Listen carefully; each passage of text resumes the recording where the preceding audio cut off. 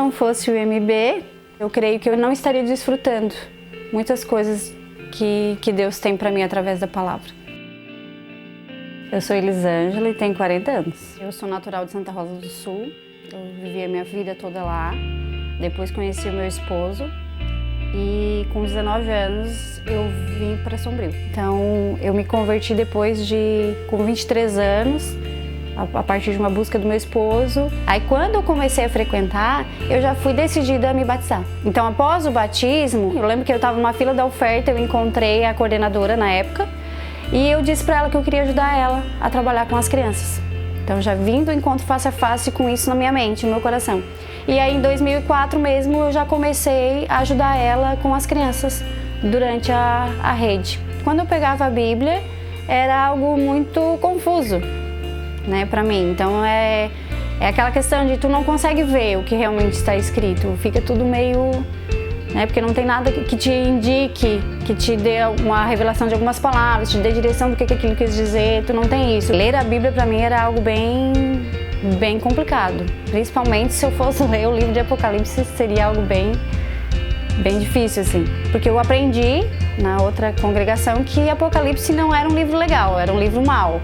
Então eu precisei buscar mais para poder preparar as aulas e ajudar a coordenadora a ministrar para as crianças. Como o nosso apóstolo, ele sempre tem essa preocupação e esse acompanhamento com a gente. Então o apóstolo também percebeu essas necessidades da gente se aprofundar, porque ele conhece a nossa história, a nossa trajetória. E a partir dele, ele indicou o curso do Instituto Mundo Bíblico, que é o bacharel em teologia. Então a partir daí, a gente começou a buscar, a gente já deixou o nome com ele, já fez a nossa inscrição e aí a gente já começou no curso. É uma sensação bem interessante, assim, de como é como se acendesse uma luz. Tu abrir o computador e ouvir de uma forma tão bem explicada, tão claro, fica tudo tão claro, como se até ali tu estivesse lendo a Bíblia meio que ofuscada, e aí tu começa a enxergar. É algo assim que não tem palavras para descrever o sentimento de ouvir daquela forma,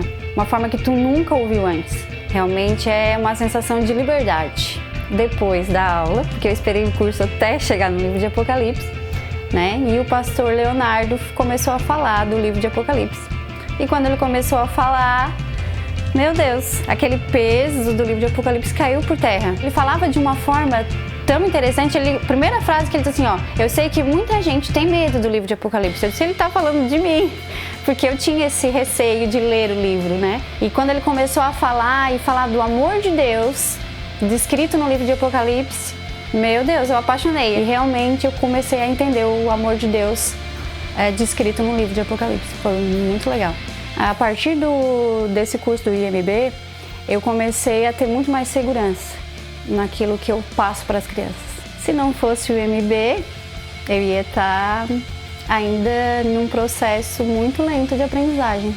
Ainda seria muito difícil. Eu creio que eu não estaria desfrutando muitas coisas que Deus tem para mim através da palavra. Com certeza isso me fortalece a permanecer. Estar lá e ter me aprofundado na palavra de Deus me fez com certeza ter mais convicção do que eu quero, que é trabalhar com as crianças, que é evangelizar elas e levar o amor de Deus para cada uma.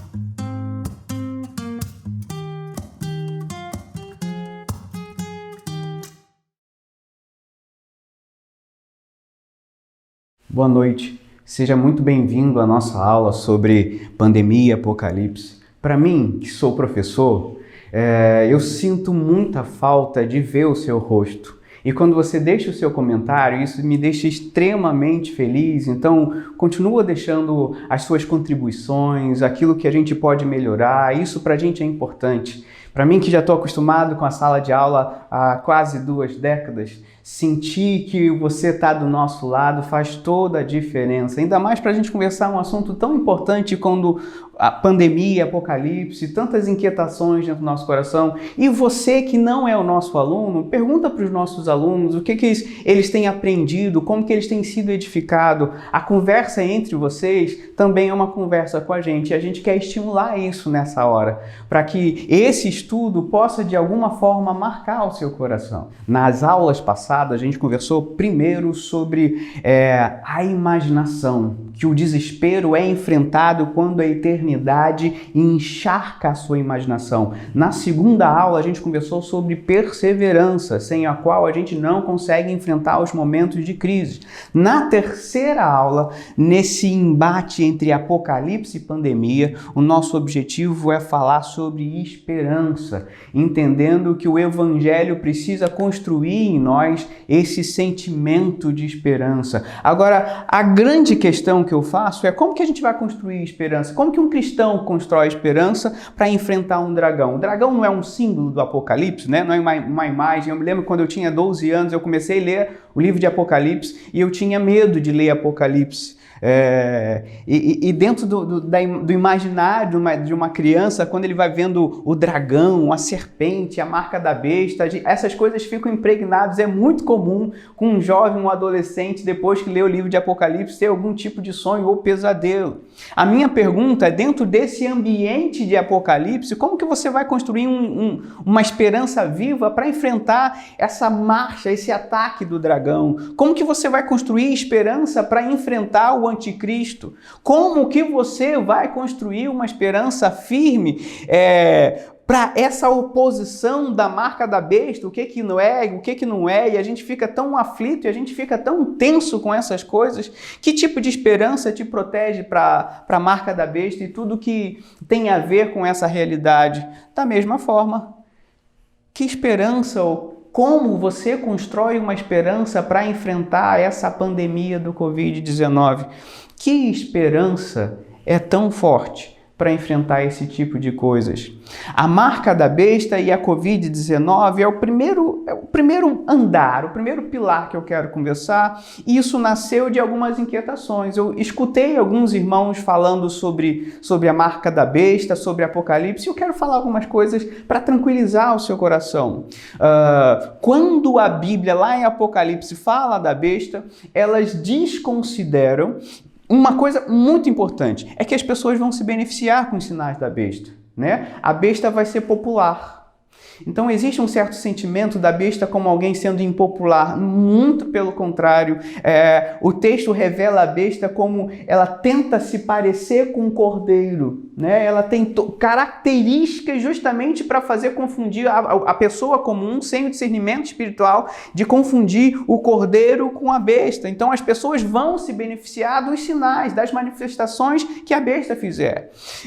Então os sinais da besta não são de Deus, mas ainda assim são sinais. E essa autoridade da besta irá impressionar muita gente. Então, quando a gente fala sobre esse ambiente do Apocalipse, e a gente fala na besta como se fosse ela correndo atrás da gente, todo mundo com medo, a gente está um pouco longe da realidade do texto.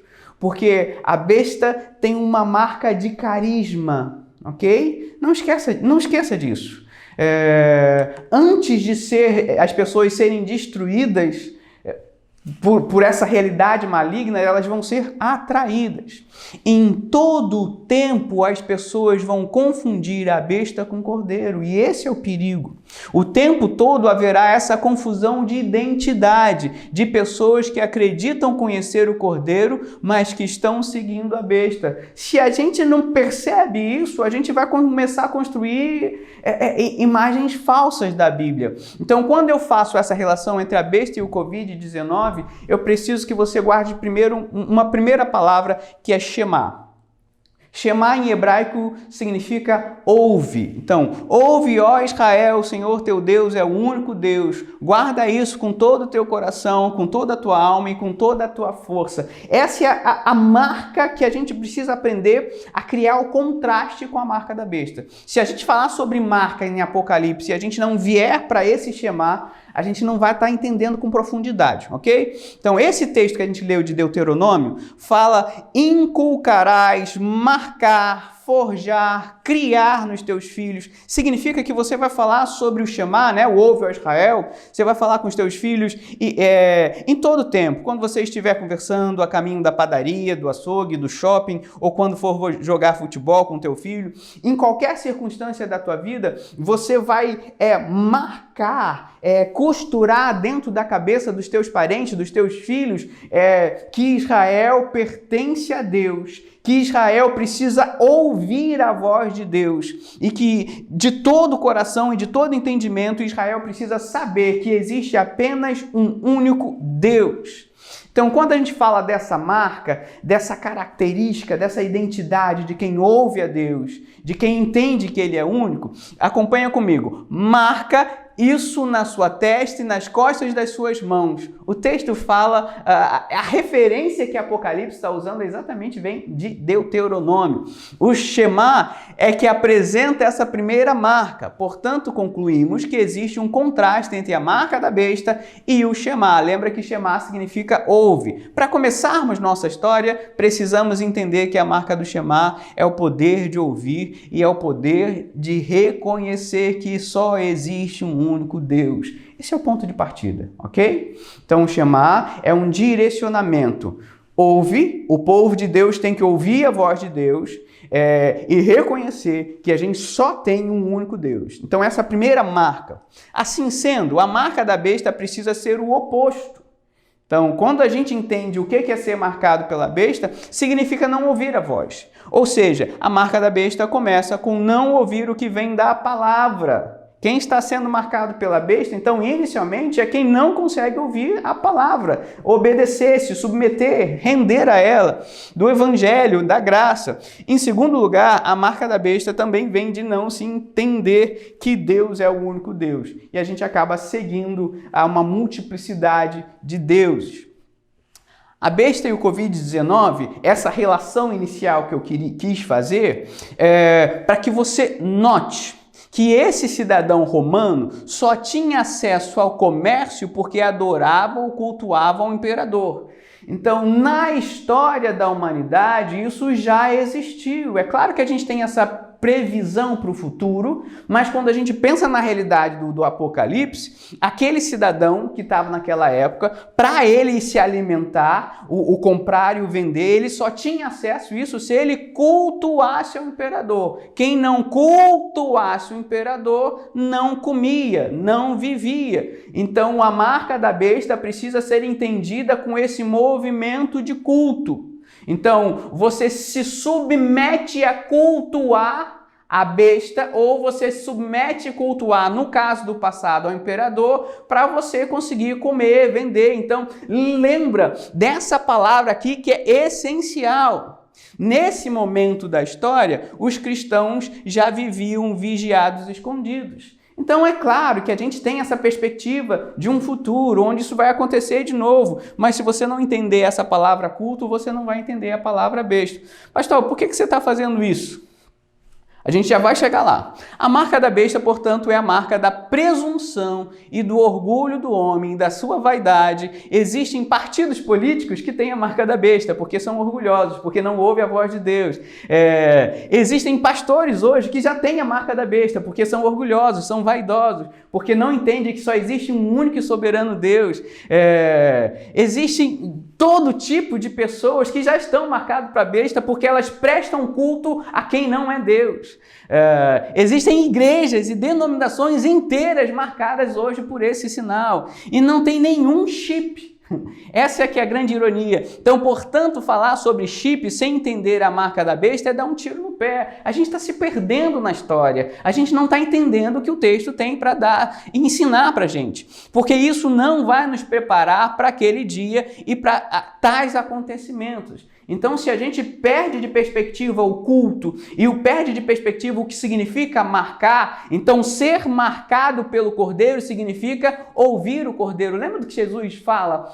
As minhas ovelhas ouvem a minha voz. Isso é ser marcado pelo Cordeiro. Então, ou então quando Jesus vira para aquelas pessoas, eu nunca conheci vocês. Então, quando Deus fala, é porque não existe essa possibilidade. É gente que não ouve a voz de Deus, é gente que não se submete à voz de Deus. Então, a marca da besta precisa ser entendida a partir desses dois pilares: cultuar e ouvir e entender que Ele é único na nossa vida. Vamos para o próximo passo? Então, qual é a relação que eu quero que você entenda de Apocalipse nos dias de hoje com a marca da besta?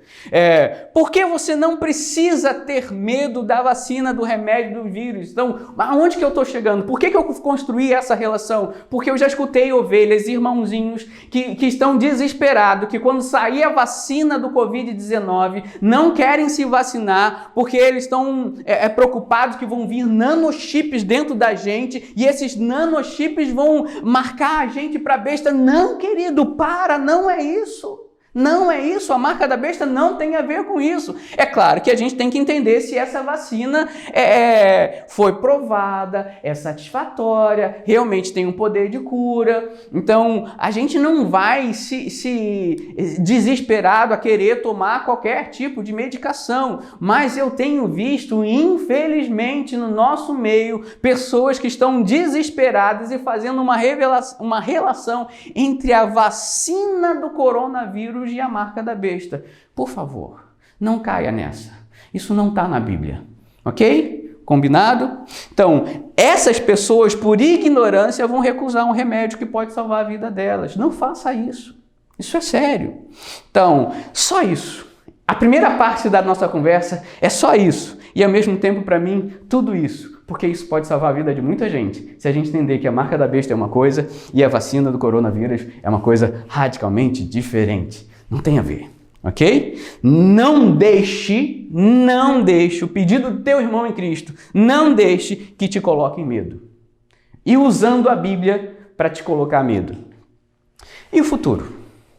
Quando a gente passa por tudo isso, a gente fica pensando como que vai ser o amanhã, se a gente vai ser melhor, se o mundo vai ser um mundo mais solidário, se as pessoas, né, nos primeiros dias eu lembro, né, que tinha aquela coisa de ir na farmácia para ajudar os idosos, existia um clima de solidariedade aparecendo, então sempre tem aqueles mais otimistas, não, quando a gente sair, o mundo vai ser um mundo melhor.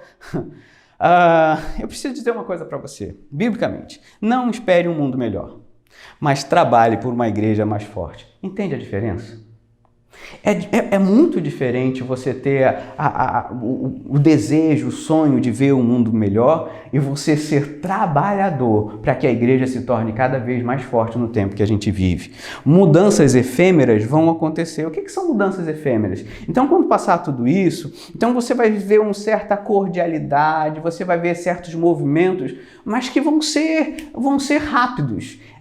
Quando a gente menos esperar, as coisas vão voltar do jeito que elas eram. Pastor, de onde que você está tirando isso? Simples. Apocalipse 22, versículo 10 e 12. Eu estou tirando isso da Bíblia. Que as coisas vão continuar do mesmo jeito. Lê comigo.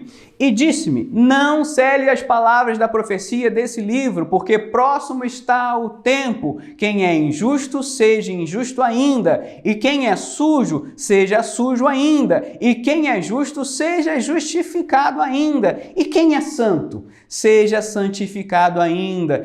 Eis que cedo venho, e o meu galardão está comigo, para dar cada um segundo a sua obra. A Bíblia diz que nesse movimento até o fim, aquela pessoa que está na sujeira do pecado vai continuar se sujando, não vai melhorar. É claro, a gente não está falando que as pessoas não podem se converter, mas é sobre uma tendência de quem está no pecado continuar pecador cada vez mais. Mas, ao mesmo tempo, é um contraste muito bonito que a Bíblia está fazendo. Na mesma forma que aquele que está no pecado, ele está se intensificando no pecado, aquele que está na luz, ele está se intensificando da luz do Evangelho. Então, conforme a gente caminha para o final, aquilo que está manchado pelo pecado tende a ficar cada vez mais encardido. Então, não espere um mundo que seja aperfeiçoado, mas espere aquilo que está manchado pelo pecado cada vez mais encardido pelo pecado, mas também espere aquilo que foi atingido pela graça, cada vez mais fortalecido pela graça. A gente pode ter essa expectativa para o futuro, porque isso é a palavra de Deus e a palavra de Deus é confiável, né? Então, quando a gente faz essa pergunta, e o futuro? A gente precisa, eu te convido, eu te convoco, a gente precisa aprender a falar sobre o nosso futuro de uma maneira cada vez mais bíblica. Nas redes sociais, atenta a isso, sobre o que está acontecendo na nossa realidade. Nas redes sociais, existe aplauso aos profissionais de saúde. Você já viu isso, não já? Né? Todo mundo batendo palma, os enfermeiros, os médicos. Só que o que pouca gente te diz... Lembra que eu falei, aquilo que é pecado, encardido pelo pecado, fica cada vez mais encardido. Agora, na realidade, o que a gente não está vendo, não está saindo nos jornais, é que muitos desses profissionais tiveram problemas seríssimos quando chegaram nos seus lares, porque os vizinhos estavam com medo e não os queriam por perto. A histeria, o medo, faz a gente bater a palma na sacada, mas quando eles chegam para entrar dentro de casa, a polícia muitas vezes é acionada. Isso está acontecendo hoje, talvez na sua cidade, talvez no seu bairro. A gente precisa entender que o pecado, ele não vai dar trégua.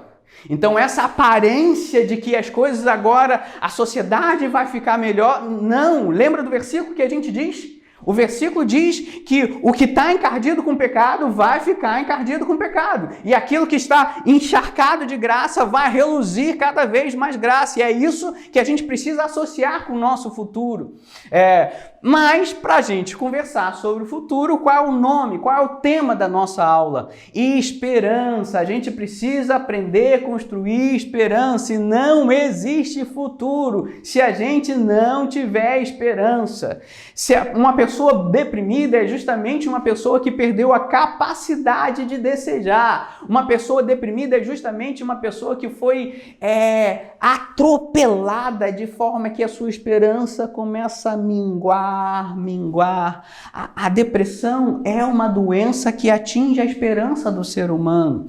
O futuro precisa conter em sua essência a esperança. Por isso, quando dissermos futuro, até o final da nossa conversa, estamos falando necessariamente de esperança. Então, aciona aí um botãozinho na sua cabeça. Quando o pastor Léo falar futuro, você vai entender esperança. Quando o pastor Léo falar esperança, você vai entender futuro. Liga, conecta. Não dá para pensar numa coisa sem a outra. Eu me lembro quando eu cheguei na igreja que eu pastorei hoje, eu vi pessoas incrivelmente sobre esperança. E eu mandei me confeccionar uma frase para que os membros da igreja vestissem. E a camisa dizia simplesmente, vai acontecer. Só isso. Porque o crente é aquele que precisa ter expectativa. O cristão é aquele que precisa ter esperança. Não existe futuro sem esperança. Entendendo que o futuro e esperança estão entrelaçados, a gente tem a primeira equação. Não existe esperança sem futuro. Ok? Chesterton, um teólogo britânico, muito engraçado, bem-humorado, ele tinha uma frase interessante. A esperança é o poder de ser alegre em circunstâncias que estejam desesperadas ou desesperadoras. A esperança precisa ser uma realidade de conseguir ter alegria. Não é que a gente vai sorrir o tempo todo. A Bíblia não fala que a alegria do Senhor é a nossa força. Então, se a alegria do Senhor é nossa força, então a esperança é um poder que vem do alto para nos manter contentes, satisfeitos em Cristo, nas maiores tragédias da nossa vida ou nos maiores desafios da nossa vida. Esperança é poder. Esperança é poder de continuar em paz. Esperança é poder de continuar sendo alegre. O próximo pilar, o próximo pulo, o próximo caminhada nessa equação é que não existe futuro sem arrependimento. É impossível pensar num futuro abençoado se essa palavra não fizer sentido diária para a mente. Acompanha comigo. Todo mundo moderno se dividiu entre conservadores e progressistas. O negócio dos progressistas é continuar cometendo erros e o negócio dos conservadores é impedir que os erros sejam corrigidos. Mais uma vez, essa frase é do Chesterton. Qual é a provocação? Querido, eu já escutei. A gente tem grupos políticos bem divididos no Brasil. Então eu já escutei com bastante clareza qual é a crítica que esse grupo faz para esse, e eu já escutei qual é a crítica que esse grupo faz para esse. Mas eu ainda não escutei seriamente, profundamente, qual é a crítica que o grupo faz de si mesmo. Existe uma incapacidade das pessoas se enxergarem e fazerem avaliações mais precisas. É muito perigoso a gente ficar simplesmente criticando a pessoa que pensa diferente e não ter essa capacidade. A gente está vivendo numa realidade onde pessoas se sentem moralmente superiores umas às outras. O Brasil está do jeito que está, mais por questões políticas, ideológicas e de corrupção, e tudo isso é importante sim, porque a gente vê grupos isolados e cada grupo se sente superior. Eu digo, na minha percepção, que o Brasil está com a doença dos fariseus. A doença do fariseu é se sentir moralmente acima dos outros. E por isso a gente continua em derrocada. E por isso a gente continua na beira do precipício. Porque se tem um monte de gente que se sente superior, a vida não muda. Porque o orgulho não deixa. A vida não muda porque a vaidade não deixa. Só conseguimos enxergar os erros que o outro grupo comete. Mas a Igreja Batista precisa aprender a fazer uma crítica da Igreja Batista e não da Assembleia. A Assembleia precisa saber fazer uma crítica da Assembleia e não da Presbiteriana. Então a gente vive numa sociedade que não tem essa capacidade de se avaliar e, mais do que isso, se arrepender. E aí a gente tem um problema sério, porque não existe futuro se não houver arrependimento, metanoia, mudança de vida. É impossível ter um futuro consistente se essa nação não entender o que significa arrependimento. Lembra que eu falei que existe então essa relação entre futuro e esperança? Sendo assim, uma nação que quer ser esperançosa precisa ser uma nação experimentada em se arrepender. Quando o Brasil se tornar uma nação experimentada em arrependimento, a esperança vai surgir no nosso país. Um futuro sem autocrítica é uma tragédia. Então a gente já conhece a crítica que os grupos fazem um do outro, mas falta conhecer a crítica que eles fazem de si mesmo. O futuro depende disso. Percebe que eu estou repetindo isso? Percebe que eu estou insistindo nisso? A sua igreja precisa aprender a fazer uma autoavaliação. A sua família, você, o Brasil precisa disso. E a gente não está falando de acidez, a gente não está falando de descontrole ou destempero, a gente está falando de olhar para dentro de si e entender aonde a gente precisa se quebrantar e se arrepender. Entendendo que futuro e esperança são realidades que conversam, estão entrelaçados o tempo todo. Não existe esperança sem arrependimento. Fale isso na sua família, fale isso para o seu coração, fale isso para o seu pastor, fale isso para a sua nação. Ore por isso, porque não existe esperança sem não houver arrependimento. Se faltar arrependimento, vai faltar esperança. Se faltar esperança, vai faltar futuro. Não existe futuro sem misericórdia. O próximo degrau. Se eu quero saber, se eu quero construir esperança, se eu quero construir futuro, eu preciso entender que misericórdia é uma realidade, é um degrau que eu não posso deixar de lado. Misericórdia é quando o meu coração se conecta com a dor e com a miséria do meu próximo. Quando o meu coração não consegue se conectar com o sofrimento, então você vê alguém sofrendo e você faz pouco caso, e a gente vê lá um grupo X, e você vê o sujeito que foi preso, o outro que foi solto, e existe uma festa Cadê a misericórdia nos nossos corações? Entendendo que o futuro e esperanças estão entrelaçados, a gente tem mais outra equação. Não existe esperança sem misericórdia. Em outras palavras, não existe futuro sem misericórdia. Insisto, repito, para que isso fique bem marcado no seu coração. Dessa forma, se faltar misericórdia, vai faltar esperança. Se faltar esperança, falta futuro. E o seu futuro? Você tem pensado no seu futuro no tempo de Covid-19? Você planejou viagens, você planejou casamento, talvez você tenha desmarcado o seu casamento. E agora, quando que você vai poder casar? E você está aflito, e o seu futuro? Então é importante você saber olhar para o seu futuro de uma perspectiva bíblica. O que a gente vê a partir do coronavírus são olhares perdidos. Esse é o seu olhar? Olhar de quem não sabe mais qual é o horizonte, é um olhar de quem se perder. Se você olhar direto para o futuro, você vai se perder no caos. Querido, escuta isso. Acalma o seu coração. E agora escuta isso com todo o seu entendimento, com toda a sua razão. Quando a gente olha direto para o futuro, a gente se perde, porque o futuro engole a gente. Sabe por que a gente é muito ansioso? Porque a gente olha para o futuro, olha para o futuro, olha para o futuro como se ele fosse um abismo. E cada vez que a gente olha para esse futuro chamado abismo, ele vai engolindo a gente, porque a gente está perdido olhando para o futuro sem saber olhar para o futuro. A gente não tem que ser imprevidente, mas a gente precisa aprender. A gente não olha diretamente para o futuro. Se você olha para o futuro, como eu acabei de dizer, como um abismo, ele vai tragar você. A pergunta que eu faço, será que as suas perspectivas, será que os seus sonhos não estão engolindo você hoje? Talvez o coronavírus tenha vindo na sua vida só para mostrar que o seu futuro já estava te engolindo há muito tempo.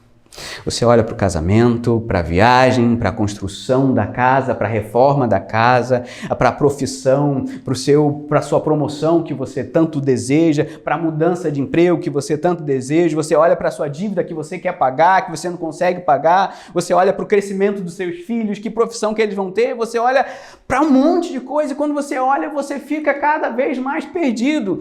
Nesses termos, o futuro é uma areia movediça que te afunda vivo. Você sente isso? Uma planta carnívora que te devora e te envenena. Então, tem muita gente hoje que, com a chegada do coronavírus, se sente exatamente numa areia movediça, se sente envenenado. O futuro que foi planejado pelo homem está ameaçado. E bom, só que o futuro que Deus planejou não está ameaçado. A única forma da gente conseguir olhar para o futuro, nós que somos crentes em Cristo Jesus, não é perdendo os nossos olhos, olhando para o futuro, ansiosos, porque Jesus fala para a gente, não andeis ansiosos com coisas alguma, e ele dá o exemplo da flor, ele dá o exemplo do passarinho, dizendo que a provisão de Deus chega à nossa vida. A única forma da gente conseguir olhar para o futuro é quando o nosso olhar está virado e voltado para a cruz. A gente olha para a cruz e através da cruz a gente consegue enxergar o nosso futuro. Quem olha para o futuro não tem aquelas tragédias gregas que tem aquelas figuras que se você olha, você vira sal. Tem um monte de filme que tem essas coisas que você não pode olhar diretamente para aquele personagem, senão você é enfeitiçado. Eu não lembro exatamente, mas o que eu estou querendo dizer é alguma coisa muito perto disso. Quando você olha diretamente para o futuro, você fica petrificado, Sal. Então a única forma é olha para a cruz. E quando você olhar para a cruz, você vai ver perfeitamente o reflexo do teu futuro em Cristo Jesus.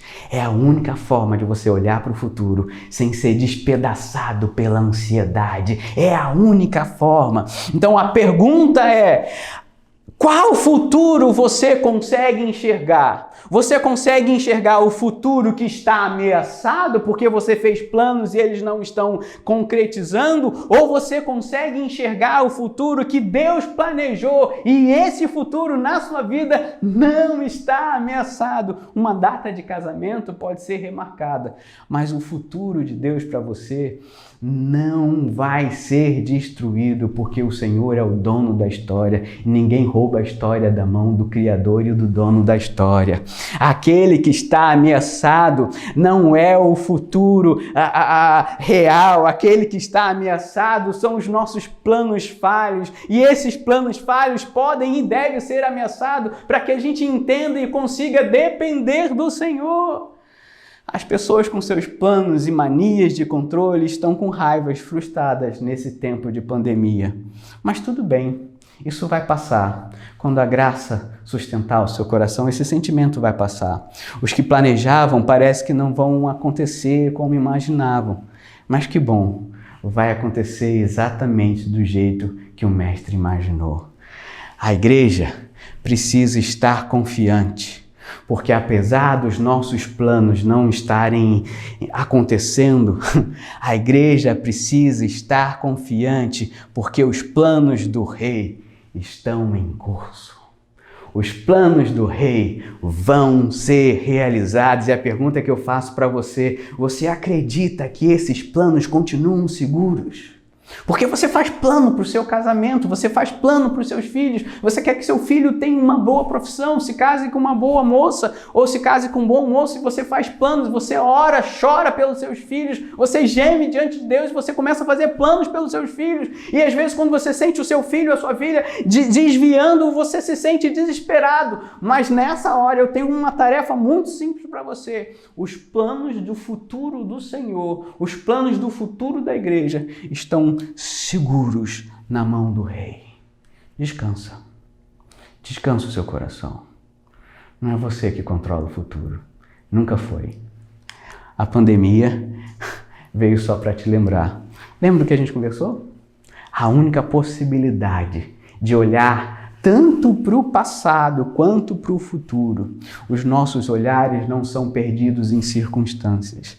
No cristianismo, antes de olhar para o futuro, a gente olha para a revelação. Aquilo que Deus falou na palavra. Então, antes de olhar para o amanhã, o que vai acontecer? Se a despensa está vazia, se você não tem dinheiro para botar a gasolina no carro, e se a igreja vai ficar fechada, se vai ficar... Antes de você olhar para o futuro e ficar imaginando, lembra da primeira aula? Que é na imaginação que o desespero começa a travar uma guerra feroz no seu coração. Antes de olhar para o futuro, olha para a revelação. Cristo foi revelado naquelas letras sagradas. Olha para lá. Aquilo vai te dar confiança para você entender o que você precisa entender. A revelação faz a mediação para que consigamos olhar para o futuro. E a gente olha, a gente planeja sim, mas só que a gente não planeja como o mundo planeja, porque os nossos planos estão cativos na cruz. O próprio Cristo revelado faz a mediação para que ao olhar para tudo que vem na nossa frente, para o futuro, sem essa mediação, o nosso olhar vai continuar perdido. E eu creio em nome de Jesus que os seus olhares não nasceram para estar perdido no meio de pandemias. Os seus olhares nasceram para ser afetados pela graça do Cordeiro. Cristãos não olham para frente simplesmente. Cristãos não olham para frente e para o futuro simplesmente. Nós olhamos para Ele. Nós olhamos para a cruz. E neles vemos o que é necessário, seja no nosso passado, seja no nosso futuro. Então, quando a gente começa a ver as finanças da igreja, a gente vê as coisas estão ficando difíceis, e a gente começa a olhar para a nossa família, e a gente começa a ver a nossa profissão, seja perspectiva. No Rio de Janeiro, a essa altura, já foram demitidos 15 mil pessoas, e a perspectiva para o próximo mês é que mais 15 mil pessoas percam seus empregos. A gente está vivendo um tempo muito difícil. Quantas pessoas vão perder os empregos e quantas pessoas vão perder as suas vidas? A gente não está falando de fechar os olhos, mas se você insistir em olhar para o seu futuro sem olhar para Cristo, O fracasso e a dor de perder o seu emprego talvez te destrua. Talvez você esteja na casa dos 40, 50 anos e talvez você tenha acabado de perder o seu emprego. O que é que você vai fazer? Você vai deixar a imaginação destruir e gerar desespero no seu coração? Ou o Espírito Santo vai doce e gentilmente pegar os seus olhos? Olha para a cruz. O seu futuro está garantido. A esperança é fundamental para quem quer seguir em frente. A gente não falou sobre perseverança? Então como é que a gente vai ter perseverança se a gente não tem esperança? A alma, a essência de gente que persevera é gente que acredita que o próximo passo é necessário. Essa palavra em inglês é tão bonita, né? Esperança. A cruz é a arma de quem quer olhar para o futuro. Sem essa arma é impossível. Nessa conversa que a gente falou sobre pandemia, apocalipse, muita gente com medo, muita gente assustado, muita gente já perdeu para o desespero, muita gente ficou pelo caminho porque não conseguiu perseverar e muita gente teve a sua esperança roubada. O meu desejo é que a graça do Evangelho vença no seu coração qualquer resquício de desespero, que você troque as suas vestes de desespero por vestes de louvor, que você troque as suas vestes de falta de esperança por uma esperança que nasce no coração do Pai. E que você se calce da alegria do Evangelho, sendo cada vez mais perseverante. Que o Senhor te guarde, que o Senhor te abençoe, seja a sua entrada, seja a sua saída, que Ele esteja no meio de nós. E o meu convite agora é para que você acompanhe as nossas próximas aulas, as nossas próximas conversas, porque a gente entende que a bondade e a graça do Evangelho está entre nós para nos fortalecer em qualquer tempo. Acompanhe a gente, fica atento ao nosso canal do YouTube, às nossas mídias sociais, para que você esteja informado, bem informado, para que você seja o nosso parceiro de estrada, para que você seja o nosso amigo de mesa, nosso companheiro de mesa, que a gente divide o pão, que a gente divide a graça, que a gente divide o futuro. Que Deus te abençoe.